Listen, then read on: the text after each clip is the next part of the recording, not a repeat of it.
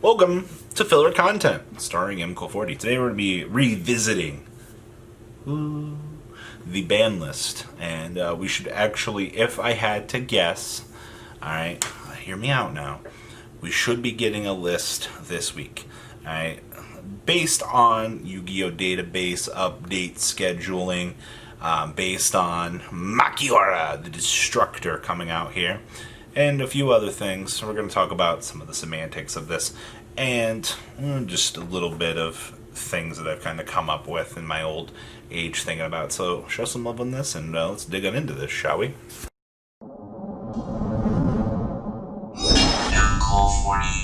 Another day, another ban list discussion. There are not going to be cool images on this because I just want to kind of talk about dating, placement, possibility of things that we could see on the list here. So, first case in point here, we're going to revisit the old Makiora, the Destructor. I've been talking about this over a couple of videos now.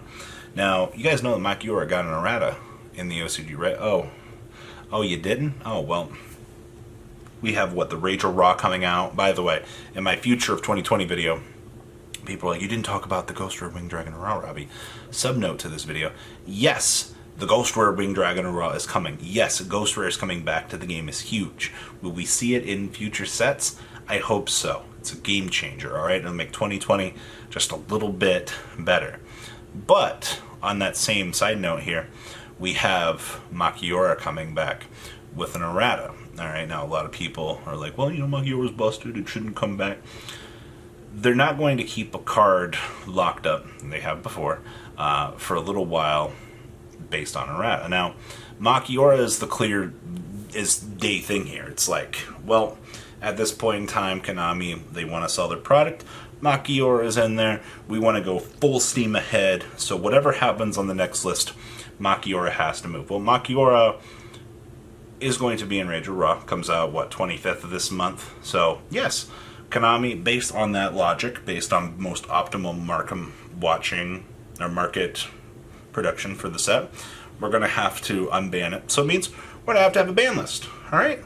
So, probably seeing, honestly, probably your final list of the year here, bringing Makiora to a higher number. Now, I know, there have been no events. Your OTS remote duels, the official remote duel sponsoring tournaments that Konami has had, the invitationals, you know, those are worth something for about 16 people's opinion. Outside of that, what you're going to continue to probably see with player base is no fat changes. Now, unlike the previous list here, Konami did spice things up a little bit. They were like, you can have 3 copies of Multi-Faker back. Don't worry, you can thank Doug Zeef over here for helping you guys out, making sure that you guys get the best production and your value for your ban list. Now, that being said, there's a couple of crazy theories I've had. I talked about Max C possibly coming back to 3. Give the player base what they've been asking for. It's not like anybody can play. You change up the metagame, and then you can reban it later. All right, a lot of people didn't like that theory. A lot of people were like, Robbie, who did you anger to have that theory? I still think that let the player base have it for a little bit, and they can understand why they hate Max C. But all jokes aside, doesn't appear to be the case. Now, I did have a conversation with Lund, your resident Megaloduelist, and we've been joking that only changes on the list will be Makiora the Destructor to 1 and Pantheism of the Monarch to 2. Now, I personally don't think that Konami's is going to make this. I have a feeling it's just going to be Makiora to 3, and then we're going to push our good friend Mr. Pantheism to 3. I really do think that Pantheism's a prime candidate for this. As much as people really, really, really do hate the absurdities that Monarchs bring to the table, you know, the format has really sped up at this point. Pantheism's been at 3 in the OCG for so long now, and granted, yeah, they are different formats, but truly, what is Pantheism doing in their format at this point that really makes it all that cancerous? And considering like how fast the game is at this point, I think that we go like this. We're like, hey, Fred, we need a ban list. You know, the people at the Ivory Tower at Konami's HQ is like, what can we do? And then they're like, well, we can't do anything because we can't acknowledge online events. So they go, pantheism to 2. Honestly, it should go to 3. But at the end of the day, that's not my decision. So, interesting enough. I've also got Farfa over here on this hype train. This man wants 3 tour guides. Now, at this point in time, what, Deep Sea Diva's at 3, right? I think at this point we can give 3 tour guide to the man. I mean, you have, okay, if you're going to play in BA, you get Valard, your job's done. Alright, I guess you can say that about any strategy that really involves itself around the starter. Ash Blossom it. It's like, well, good luck, have fun.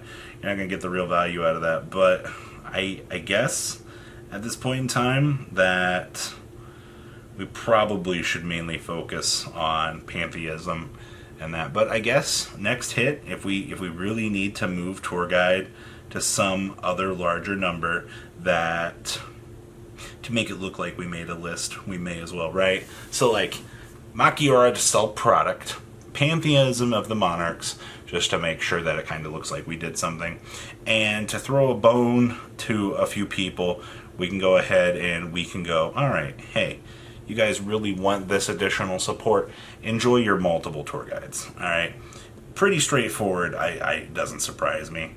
Most of the stuff currently on the ban list should stay on the ban list. Just scrolling through this, you're not going to see Fireball back anytime soon. I'm surprised they still haven't errated it to once per turn. It surprises me to no get out that people still look at this card and they're like, malicious can't move. There is talk, though. This is an interesting sub-note, though. So we can bring Widowmaker back to 3 at this point.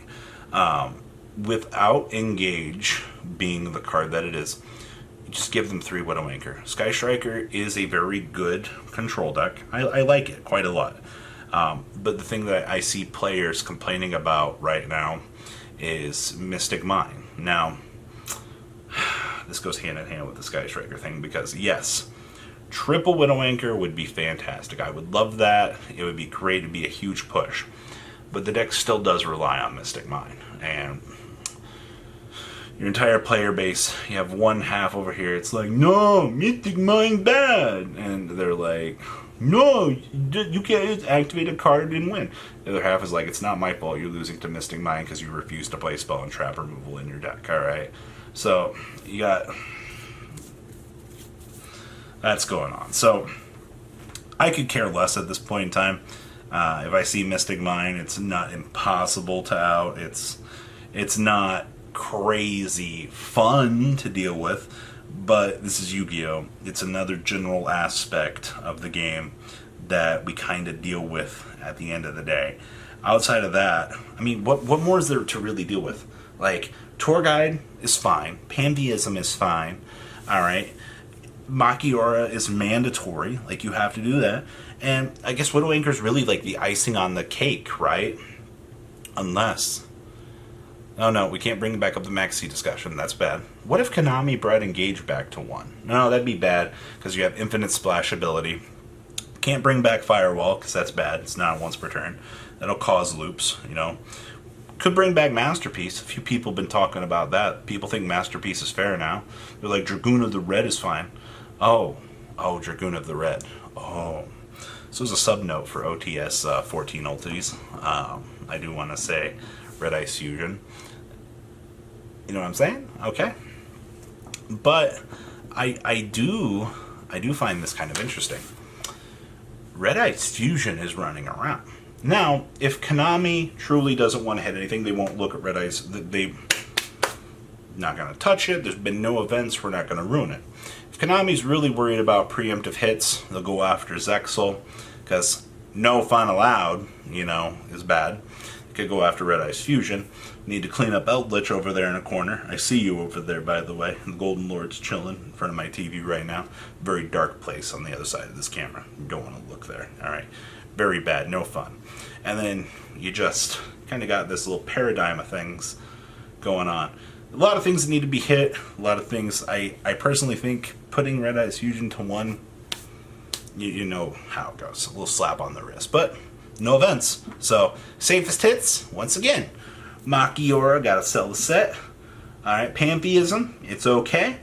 You know, a little craziness, never hurt anybody. Tour guide for my boy Farfa, and Widow Anchor over there for Ryan, so that he can ensure that he can play more Sky Strikers. Outside of that, oh, you want Mystic Mind Band? Sorry, can't hear you, there's no events, can't prove it.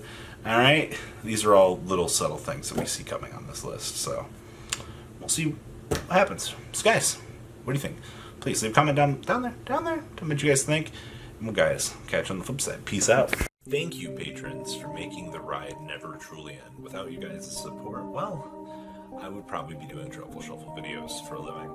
Guys, please check out VanCall40 for all of your Cardfight Vanguard content brought to you by MCall40.